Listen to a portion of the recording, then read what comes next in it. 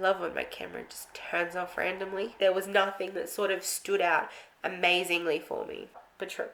Blah, blah, blah.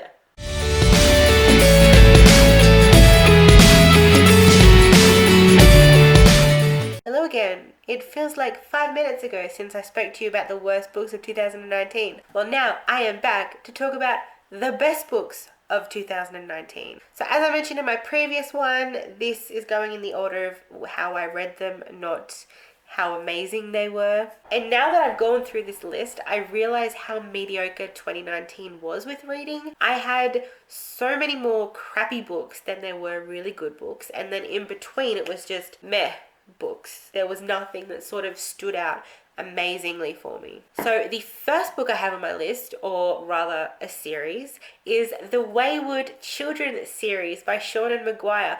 This has slowly become one of my favorite series. It was beautiful and imaginative and amazing, and I thoroughly enjoyed all 4 books that I read. I think there's more, but so far I've only read 4.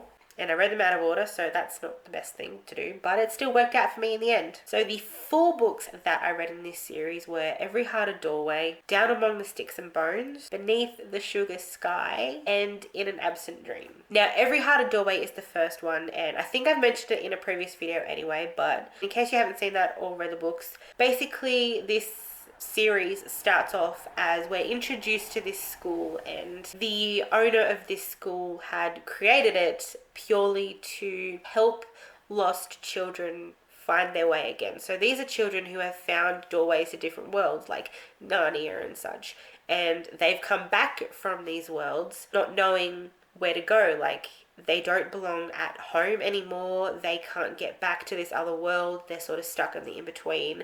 So she helps them adjust, and maybe they'll find their door to get back to this other world, and maybe they won't. Maybe they're just here forever now. So that's her job, and this series follows different stories and different characters where we get to visit different worlds, and it's just, I love it. It really brought on that feeling of nostalgia, and it took me right back to my childhood. I absolutely loved it. I loved each and every one of these books, and I will be reading whatever other books are in this series because I love it. I really do. The next one on my list is The Last Namsara by Kristin Ciccarelli. This one I really enjoyed because dragons.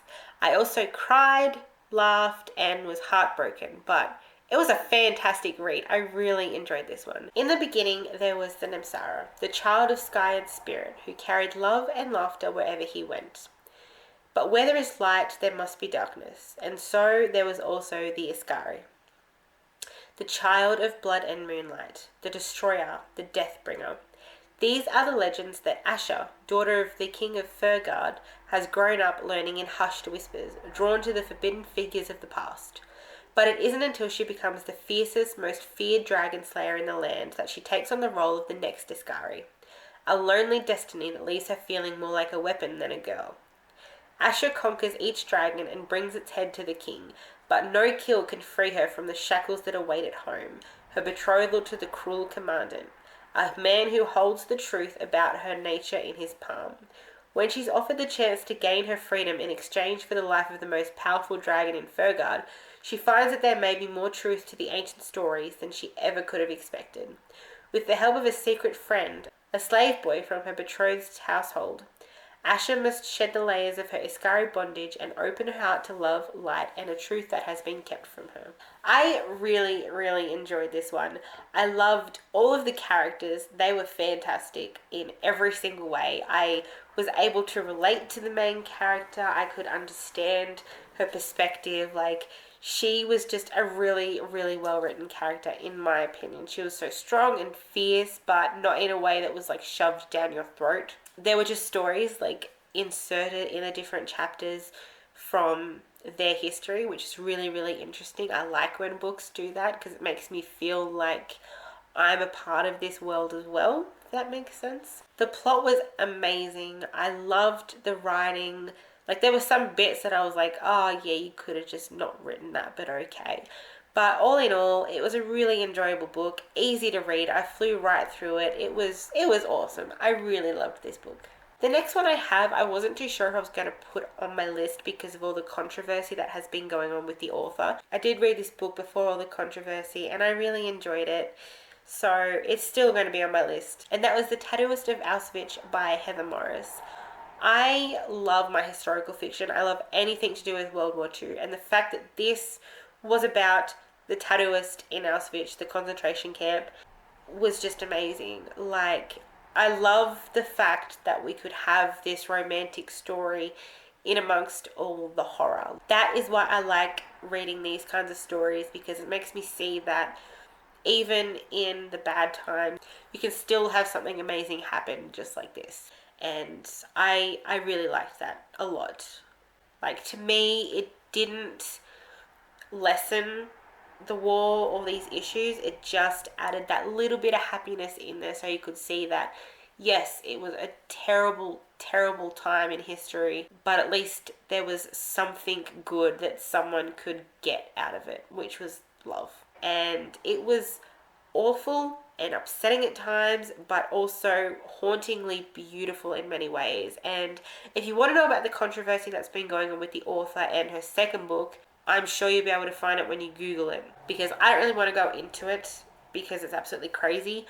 But yes, I will not be reading anything else by her, but I really did love this book. The next one that I read has also inspired the book that I'm currently writing, and that is The Art of Taxidermy by Sharon Kernot. This follows our main character and her learning all about grief and the world around her. But it's told in verse, which I think is absolutely beautiful. Not only was the writing amazing, but the fact that she could describe things so beautiful and so detailed was just exceptional. And it has inspired me to write a book very much the same, a novel in verse. I just think it's a beautiful way to write a book, and I really enjoyed this one. I can't say much about this because it's just something that you really need to read, but it's beautiful. And if you love the sound of sort of like a modern poetry, but not really poetry, more just a novel that's told in poetry form sort of thing, definitely look at this, because it's beautiful. It really is a beautiful piece of writing. Like, it should be more hyped up than it is. The next one that I read, I won't say much about it at all because I do talk about it in a previous video, and that is Punk 57 by Penelope Douglas. This is kind of like a Cinderella story type thing, but a lot more drama and a lot more smut.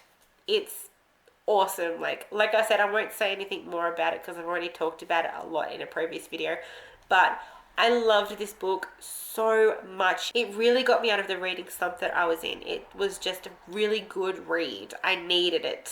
Well, like I said, that was short and sweet because I just had a lot of meh books. I didn't really have many amazing books. It was just kind of a disappointing year, but at least I came out of it with some decent reads as well. So thanks for watching, guys, and let me know down below what your favorite books of the year were. And I will see you guys in the new year for more videos. Hopefully. Let's hope I stick to this. Thanks again for watching, and I'll see you next time. Don't forget to like, comment, subscribe, the usual stuff. And yeah, catch us in 2020.